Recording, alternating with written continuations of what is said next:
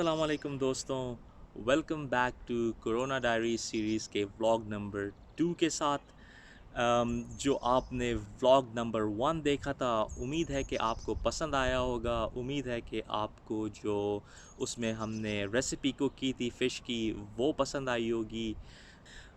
तो चलते हैं अपने प्रोग्राम की तरफ, जो कि एज़ यूजुअल 3 सेगमेंट्स पे मुश्तमिल है। आज की जो हम रेसिपी तैयार करने जा रहे हैं दोस्तों, वो बड़ी इंटरेस्टिंग है और वो हैं बनाना पैनकेक्स। और बनाना पैनकेक्स बहुत ही आसान हैं और इसके जो तमाम इंग्रेडिएंट्स हैं वो ईज़िली घर में अवेलेबल होते हैं। तो आइए चलते हैं और देखते हैं कि क्या-क्या इंग्रेडिएंट्स जो हैं वो हमें चाहिए इस रेसिपी को बनाने के लिए।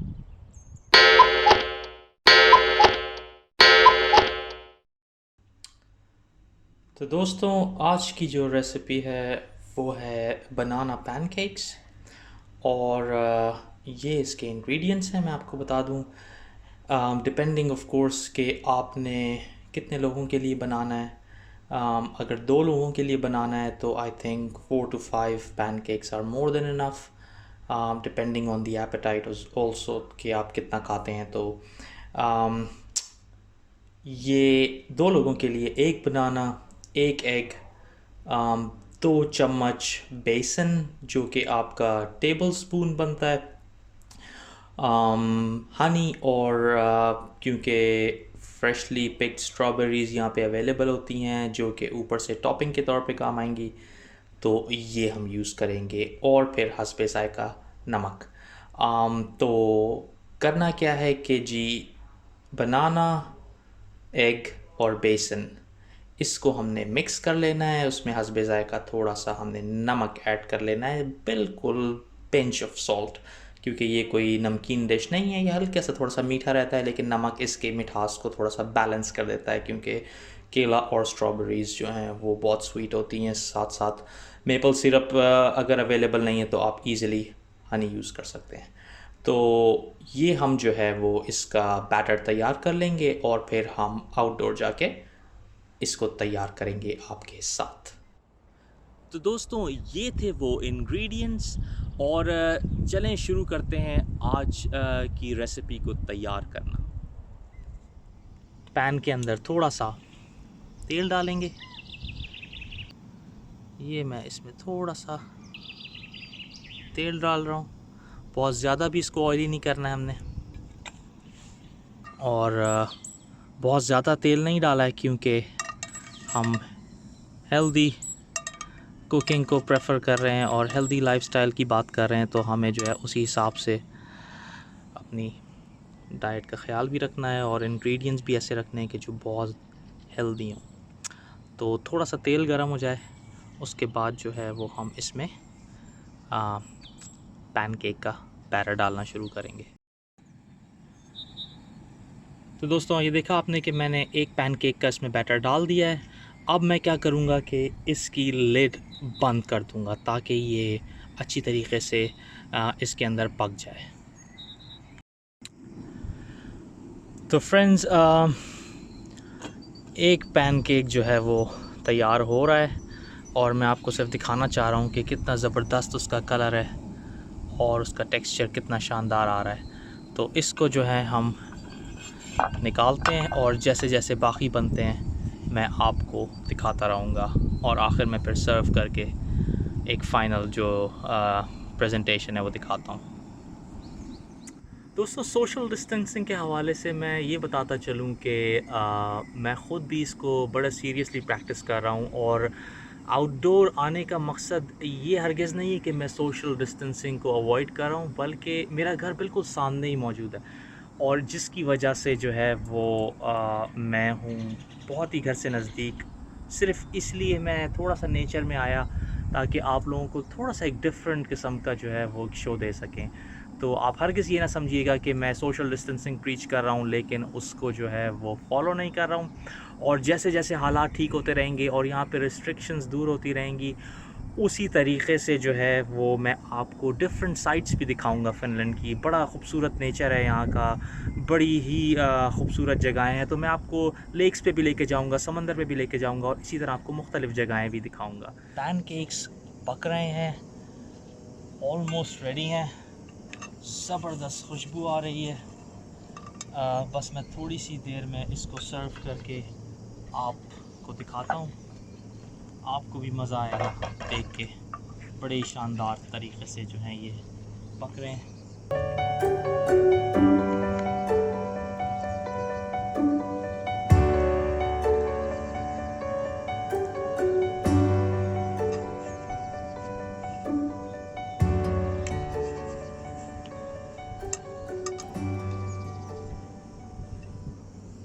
क्योंकि मैं पहली दफ़ा इस तरह का कोई एक्सपेरिमेंट कर रहा हूँ तो शायद कोई कमी बेशी रह जाए और कुछ कैमरा एंगल्स आपको जो है वो समझ ना आए, तो उसके लिए माज़रत ख़्वाह हूँ। तो दोस्तों आप देख सकते हैं कि ये मज़ेदार पैनकेक्स तैयार हैं और मैं इस पे हनी डाल रहा हूँ। आप इसका कलर देख सकते हैं, आप इसका टेक्सचर देख सकते हैं, और नहायत ही लजीज़ और नहायत ही हेल्दी, और कितनी जल्दी ये तैयार हो गए आप देख सकते हैं। तो ये थी हमारी रेसिपी। मैं आपको थोड़ा सा इसको रोशनी में भी दिखा दूं ताकि आपको इसके कलर्स का अच्छी तरीके से अंदाज़ा हो सके। ये देखिए आप, कितने शानदार ये पैनकेक्स तैयार हुए हैं, और आई एम श्योर कि ये खाने में भी बड़े लजीज़ होंगे। मैं इनको ज़रा नोश फरमाता हूँ और उसके बाद आपको बताता हूँ कि ये कैसे थे। स्टे ट्यून्ड, कहीं नहीं जाइएगा। वेलकम बैक दोस्तों। तो ये था हमारा बनाना पैनकेक्स की रेसिपी, और आपने देखा कि कितने ज़बरदस्त टेक्सचर्ड पैनकेक्स आए, और उसको फिर मैंने जो है वो फ्रेशली पिक्ड स्ट्रॉबेरीज़ के साथ उसकी टॉपिंग की, उसके ऊपर मैंने हनी डाला। लेकिन ज़रूरी नहीं कि आप जो है इसमें स्ट्रॉबेरीज़, क्योंकि strawberries readily available, easily available नहीं होती। आप इसके ऊपर जो है वो बनाना के चंक्स भी स्लाइस करके डाल सकते हैं। इसके अलावा आप दूसरे, मैंगो का सीज़न है, शानदार मैंगोज़ आए हुए हैं, आप मैंगोज़ को यूज़ कर सकते हैं। फ्रेश क्रीम इस पे ऊपर डाल सकते हैं, मलाई डाल सकते हैं, और भी बहुत मुख्तलिफ़ किस्म की टॉपिंग्स होती हैं जो आप यूज़ कर सकते हैं। चलते हैं हम अपने नेक्स्ट सेगमेंट की तरफ, जो कि गपशप कॉर्नर है। और आज के दिन जो हम डिस्कशन करेंगे दोस्तों, वो है लाइफ़स्टाइल के ऊपर। तो जैसा कि हम पहले व्लॉग में डिस्कस कर चुके हैं कि एक वबा फैली हुई है, और इस वबा के अंदर हम वैसे ही जो है वो घरों में मुक़य्यद हैं और लॉकडाउन की सी कैफ़ियत है। लेकिन इसके अलावा भी, जबकि बिज़नेस एज़ यूजुअल था और कारोबार ज़िंदगी नॉर्मल चल रहा था और इस वबा का कोई नामो निशान नहीं था, तो हम किस तरह से अपने आप को, हमारा डेली लाइफ़स्टाइल क्या होता है, हम जॉब्स के बाद जो पेरेंट्स होते हैं और जो बच्चे होते हैं उनकी लाइफ़स्टाइल कैसे होते हैं, उस पे हम थोड़ा-सा डिस्कशन करेंगे और शेयर करेंगे कुछ एक्सपीरियंसेस, और थोड़े से टिप्स देंगे कि किस तरह से हम इसको बेहतर बना सकते हैं। तो अमूमन दोस्तों आपने देखा होगा कि जो पेरेंट्स हैं वो वर्किंग क्लास पेरेंट्स जिस तरह काम करते हैं, कुछ घरों में जो है वो सिर्फ फादर जो है वो जॉब कर रहे होते हैं या बिज़नेस होता है उनका, और जो मदर होती हैं वो परमानेंट हाउसवाइफ होती हैं। कुछ घरों में जो है वो दोनों मिलके काम कर रहे होते हैं, और कुछ घरों में जो है वो ये होता है कि दोनों बिज़नेस से रिलेटेड होते हैं और फैमिली बिज़नेसेस होते हैं। तो अमूमन देखने में ये आता है कि जैसे लेट्स से कि एक वर्किंग क्लास फैमिली को हम ले लें, जिसमें जो है वो फादर काम कर रहे हैं और मदर हाउसवाइफ हैं, और बच्चे स्कूल जा रहे हैं, और कुछ बच्चे टीनेज में हैं, कुछ बच्चे छोटे हैं, कुछ बड़े हैं। तो कैसे हमें जो है वो अपना day to day routine conduct करना चाहिए, और किस तरह से हम उसको पॉजिटिव बना सकते हैं, ना सिर्फ़ कि कोरोना के दौर में, बल्कि इससे बाहर भी, जब कि कोरोना ना हो और इस वबा से हमें छुटकारा मिल जाए इंशाअल्लाह ताला। अ, तो इसमें पहली टिप ये है कि हमें किस तरह से पॉजिटिव रहना है। आपने अमूमन देखा होगा पाकिस्तान में भी और इस तरह साउथ ईस्ट एशिया में भी कि जब वालिद पूरा दिन के जो है वो नौकरी करके वापस घर आते हैं तो काफ़ी थके हुए होते हैं और मूड भी ऑफ होता है और गुस्सा भी आया हुआ होता है। तो ज़्यादातर घरों में जो है वो बच्चे छुप जाते हैं कि जी बाप के आने का टाइम हो गया है, इधर-उधर हो जाओ, कि वो गुस्सा करेगा या वो चीखेगा चिल्लाएगा। और जो अमूमन हाउसवाइफ्स होती हैं वो भी थोड़ा-सा अवॉइड करती हैं कि क्योंकि शौहर आ रहा है, थोड़ा-सा ग्रम्पी मूड में होगा। तो थोड़ा-सा जो है वो अवॉइड करती हैं कि कोई ऐसा जो है वो इश्यू सामने ना आ जाए उनके कि वो इस पे जो है वो जिस जो उनके मूड को मज़ीद एग्रवेट कर दे या उसको जो है वो मज़ीद स्पार्क कर दे। तो हम क्यों इस तरह से जो है वो अपने लाइफ़स्टाइल को कैरी करते हैं कि हम अगर घर आ रहे हैं तो हम ज़रूरी है कि जो हम दफ़्तर की नेगेटिविटी है वो घर लेकर आएँ। ये तो ज़रूरी नहीं है। अगर हम नेगेटिविटी नहीं लाते घर पे तो उसका क्या रिज़ल्ट होता है, और अगर हम नेगेटिविटी घर पे लाते हैं तो उसका क्या रिज़ल्ट होता है। ये कुछ चीज़ें जो हैं वो हम डिस्कस करना चाह रहे हैं। और इसका ना सिर्फ़ जो रिज़ल्ट है और इसका इफ़ेक्ट है वो आपकी ज़िंदगी पे आता है, बल्कि आपसे रिलेटेड जितने भी अफ़राद हैं, जिस तरह के आपके बच्चे हो गए, आपकी बीवी हो गई, आपके पेरेंट्स हो गए, उन सब पे आता है। अब फ़र्ज़ करें कि एक शख़्स है और वो दफ़्तर से घर आ रहा है और उसका शायद किसी वजह से अपने बॉस से झगड़ा हुआ है, डाँट पड़ी है, या फिर अपने किसी कॉलीग से कोई और बात पे, या कोई प्रोजेक्ट जो है वो उसकी टाइमलाइन पूरी नहीं हुई और आप जो है फ्रस्ट्रेटेड हैं, आप घर आए और आपने देखा कि जी अच्छा, जो फ्रस्ट्रेशन है वो मैं घर वालों पे निकाल दूँ। तो हो सकता है कि जो घर वालों के अंदर एक पॉज़िटिविटी थी, एक पॉज़िटिव एटीट्यूड था, आपके नेगेटिव एटीट्यूड ने उसको भी जो है वो बिल्कुल मिनिमाइज़ करके रख दिया, और एक घर के अंदर एक बहुत ही नेगेटिव एनवायरनमेंट जो है वो फैल जाता है। ऑन द कॉन्ट्ररी, अगर आप दफ़्तर से एक पॉजिटिव एटीट्यूड लेके, अगर आपकी कोई अकॉम्प्लिशमेंट हुई है, आपकी की बॉस ने तारीफ़ की है या आपने कोई माइलस्टोन अचीव किया है, तो आप एक पॉजिटिव एटीट्यूड के साथ जब घर में आएँगे, तो आपके बच्चे, आपका वो बच्चे जो होते हैं ना, वो बिल्कुल आप समझ लें कि एक स्पंज की तरह होते हैं। वो आपकी जो अम मेंटालिटी है, आपकी जो मेंटल फ्रीक्वेंसी है उसको कैच कर लेते हैं। वो आपकी जो देखने का तरीका है, बॉडी लैंग्वेज है, वो उसको कैच कर लेते हैं। तो अगर वो आपके अंदर पॉजिटिविटी देखेंगे तो वो आपके साथ उसी तरह पॉजिटिव वे में इंटरैक्ट करेंगे। वो आपके साथ जो है वो अपने दिन भर की चीज़ों को शेयर करेंगे। बड़ी इंटरेस्टिंग स्टोरीज़ होती हैं बच्चों के पास, बड़ी इंटरेस्टिंग लर्निंग होती हैं बच्चों के पास, जो कि आपको जानने का मौका मिलेगा। आपको पता चलेगा कि आपका बच्चा क्या करता रहा है दिन भर, रादर देन कि आप वापस आएँ एक ग्रम्पी से मूड में और बस हुक्म दे दें कि तुमने होमवर्क किया, तुमने ये काम किया, तुम्हें वो काम दे के गया था। एक डिक्टेटर की तरह से जो एक रवैया होता है, रादर आप एक फ्रेंडली जो है वो एटीट्यूड लेके घर आएँगे, तो आप देखेंगे कि आपकी वाइफ़, आपके बच्चे, आपके पेरेंट्स और इसी तरह जो वाइफ़ जो काम कर रही होती हैं, जब वो घर आएँगे तो वो घर आएँगी पॉज़िटिव एटीट्यूड के साथ, तो वो देखेंगी कि जो हस्बैंड है, उसने कुछ चीज़ शेयर करनी चाह चाह रहा होगा, वो कोई बड़ी अच्छी आपके साथ इन्फॉर्मेशन शेयर करना चाह रहा होगा, और अगर आपका बुरा मूड है तो वो नहीं शेयर करेगा, और अगर आपका अच्छा मूड है तो वो आपके साथ उसको और ज़्यादा अच्छा बनाने में हेल्पफुल साबित होगा।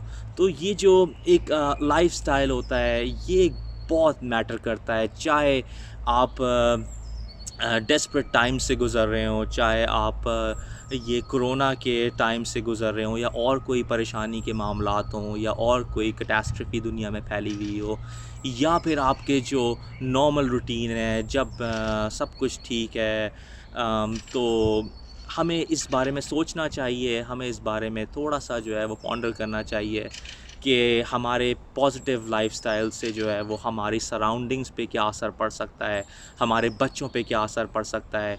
इसी तरह हमें अपनी हॉबीज़ को देखना चाहिए। हम घर आएँ तो ये नहीं कि जी ओके, हमने जो है अपनी सारी ज़िम्मेदारियाँ पूरी कर लीं और उसके बाद हम जो हैं वो सिर्फ बैठेंगे, खाना खाएँगे और सो जाएँगे या बच्चों के साथ डाँट-डपट कर लेंगे। नहीं, हमारी ज़िम्मेदारियाँ ख़त्म नहीं होती। हमारी ज़िम्मेदारियाँ जो काम की थीं, जो वर्क रिलेटेड थीं, वो ख़त्म होती हैं और अब जो हमारी घर से रिलेटेड ज़िम्मेदारियाँ हैं, वो शुरू होती हैं। जैसा कि हमें देखना चाहिए कि हमारे बच्चों की क्या हॉबीज़ हैं, हमारी अपनी क्या हॉबीज़ हैं, हम किस तरह से जो है वो अपने आप को एक्टिव रख सकते हैं। अपने पेरेंट्स के साथ बैठें, उनके साथ बातचीत करें क्योंकि बिलीव मी ये वो टाइम होता है कि जो हम मिस कर देते हैं और उसके बाद हमारा सारी ज़िंदगी का रिग्रेट रह जाता है कि हमने वो क्वालिटी टाइम जब हम अपने पेरेंट्स के साथ, अपने बच्चों के साथ जो है वो हम यूटिलाइज़ कर सकते थे, वो नहीं है क्योंकि पेरेंट्स एक टाइम आएगा वो अल्लाह मियाँ को प्यारे हो जाएँगे। बच्चे बड़े हो जाएँगे, वो अपने-अपने जॉब्स में बिज़ी हो जाएँगे, अपने लाइफ़ में बिज़ी हो जाएँगे।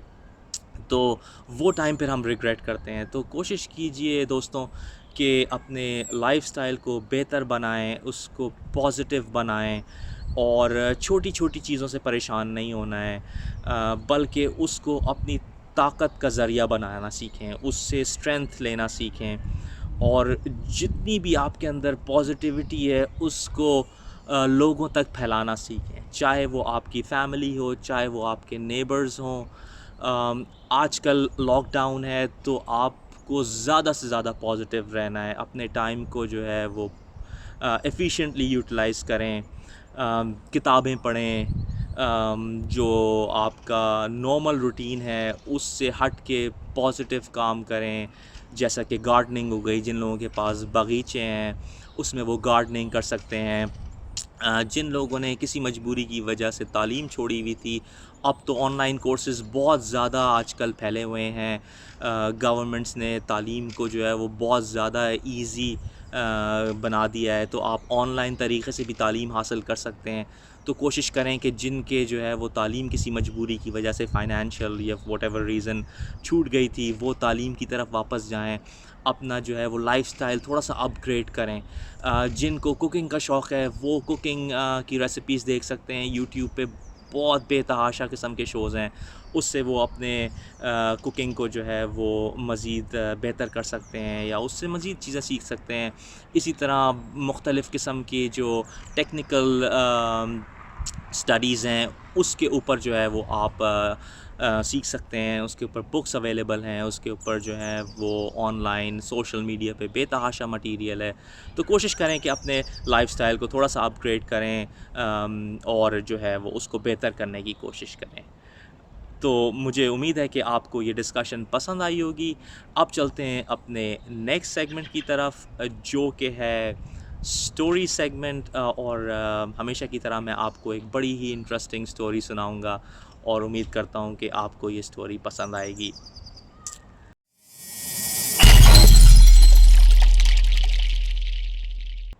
तो दोस्तों, साल था 2006 का, सॉरी 2005 का, और मैं नया-नया अफ़गानिस्तान पोस्ट हुआ था अपने कंपनी की तरफ से और वहाँ पे जो है मैं काफ़ी अरसे तक मुक़ीम रहा और वहाँ पे काफ़ी प्रोजेक्ट्स किए मैंने मुख्तलिफ़ कंपनीज़ के साथ। जैसा कि मैंने आपको अपने पिछले व्लॉग में बताया था कि मेरा बैकग्राउंड टेलीकम्युनिकेशन से था, तो हम जो है वहाँ पे काफ़ी प्रोजेक्ट्स करते थे। तो ये जो है वो एक स्टोरी मेरे साथ वाक़या पेश आया बाज़ार में।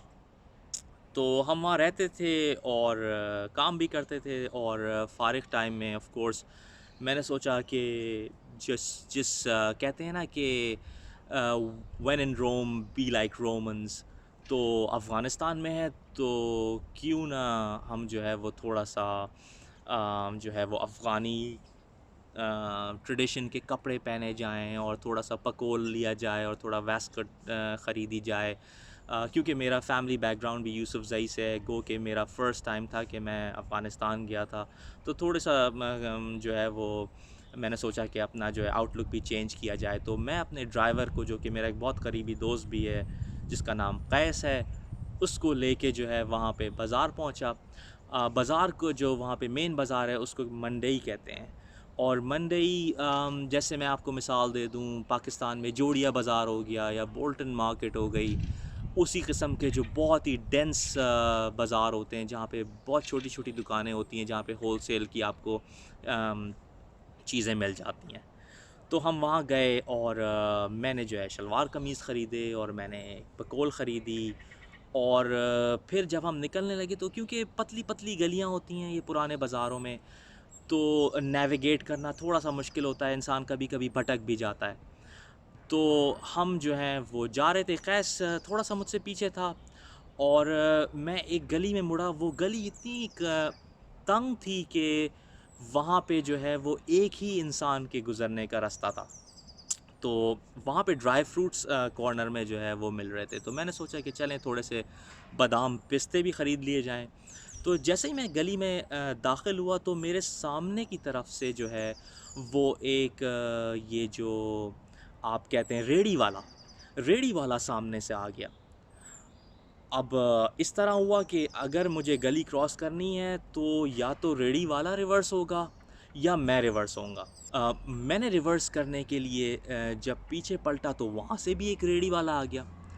अब मैं कश्मकश में था कि जो है वो कौन पहले निकले, क्योंकि इनको क्रॉस भी करना है। अचानक से जो है वो एक रेड़ी वाला जो है, अच्छा, इस बात को कंप्लीट करने से पहले मैं थोड़ा-सा बैकग्राउंड दे दूँ कि अफ़गानिस्तान में एक सर्टेन सेक्ट है, एक सर्टेन एरिया है जहाँ पे पाकिस्तानियों को ज़्यादा पसंद नहीं किया जाता फॉर ऑब्वियस रीज़न्स। और इसी तरह पाकिस्तान में भी एक सर्टेन कम्युनिटी है जो कि अफ़गानियों को जो हमारे अफ़गानिस्तान के भाई हैं उनको ज़्यादा पसंद नहीं करते, जो कि एक बहुत अफ़सोसनाक चीज़ है दोनों तरफ से कि जी हम मुसलमान होते हुए और एक दूसरे को पसंद नहीं करते, लेकिन ये एक रियलिटी है। तो वापस किस्से की तरफ आता हूँ। तो अब जब मैं ये इसी कश्मकश में था कि जी कौन पहले निकलेगा और इनको पास भी होना है इन रेडी वालों को, तो सामने जो मेरा रेडी वाला था जिसको मैं फ़ेस कर रहा था, उसने एकदम मुझे देखते हुए चीख मारी और उसने कहा, "ओ कराची!" मैं बड़ा परेशान हुआ कि मैंने कहा इसको कैसे मालूम कि मेरा ताल्लुक़ कराची से है? तो एकदम से मैं थोड़ा-सा खौफ़ज़दा हुआ। तो जो मेरे पीछे रेहड़ी वाला था उसने भी चीख मारी और उसने कहा, "ओए कराची!" और हाथ के इशारे से उसने यूँ किया। अब मेरे ज़हन में ये आया कि यार इनको कैसे पता चल गया कि मैं कराची से हूँ, और वही जो एक वो बैकग्राउंड इन्फॉर्मेशन जो मुझे बताई गई थी कि आप अवॉइड करें कि बाज़ार में जाएँ तो ना बताएं कि आप पाकिस्तान से हैं, क्योंकि certain segment of people don't like Pakistanis. तो वो मुझे ख़्याल आया कि कहीं इनको कैसे पता चला कि मैं कराची से हूँ। और फिर वो जो एक कम्युनिकेशन थी उनके, एकदम से जो वो चीखना चिल्लाना था वो बढ़ गया कि एक पीछे से चिल्लाए कि ओ कराची, और सामने वाले से भी चिल्लाए कि ओए कराची, और हाथ के इशारे से वो इस तरह करें कि जैसे कि वो मुझसे जो है नफ़रत का इज़हार कर रहे हों और चाह रहे हों कि मैं यहाँ से चला जाऊँ। तो मैं थोड़ा-सा खौफ़ज़दा हो गया और मैंने चीख के अपने ड्राइवर को आवाज़ दी कि कैस, किधर हो? जल्दी आओ, मेरी ज़िंदगी ख़तरे में है। अच्छा, कैस किसी दुकान में शायद ड्राई फ्रूट ख़रीद रहा था या क्या था कि वो एकदम निकल कर आया और किसी तरह वो रेड़ी को फांद कर मेरी तरफ आया, क्योंकि मैं काफ़ी खौफ़ज़दा हो गया था। अमूमन मैं खौफ़ज़दा नहीं होता हूँ, लेकिन क्योंकि नई जगह थी और इस तरह का एक्सपीरियंस मेरे साथ पहली दफ़ा हुआ था, तो वो मेरे पास आया और उसने मुझसे पूछा कि अदील क्या हुआ? तो मैंने कहा कैस इनको पता चल गया है कि मैं कराची से हूँ और ये मुझ पे हमला करने वाले हैं। तो कैस भी एकदम से परेशान हो गया कि यार ऐसा कैसे हो सकता है, क्योंकि ये तो मुश्किल हो जाएगी। इतनी बात हो रही थी कि अचानक उन्होंने दोबारा चीखना शुरू किया, ओए कराची, ओए कराची! तो कैस ज़ोर से हँसा, उनको सुनने के बाद ज़ोर से हँसा, और मैं परेशान हो गया कि कैस मेरी जान पे बनी हुई है और तुम्हें जो है वो हँसी आ रही है, ये तो बहुत बुरी बात है।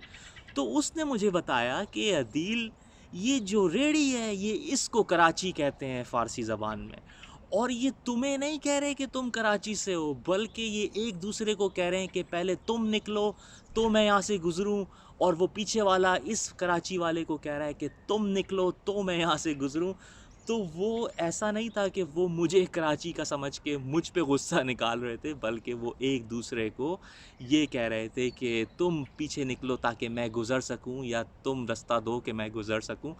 और ये जब मुझे हकीकत पता चली कि ये कराची जो है वो उस रेड़ी को कहते हैं, तो मुझे बहुत हँसी आई और बहुत शर्म भी आई कि मैंने जो है वो ख़ामख़ा बात का बतंगड़ बना लिया था। और जो है वो मेरा ड्राइवर फिर मैंने उसको जो है वो थोड़ी-सी ड्राई फ्रूट की रिश्वत दे के ख़ामोश कराया है कि ख़बरदार जो ये वाक़या किसी और को पता चले।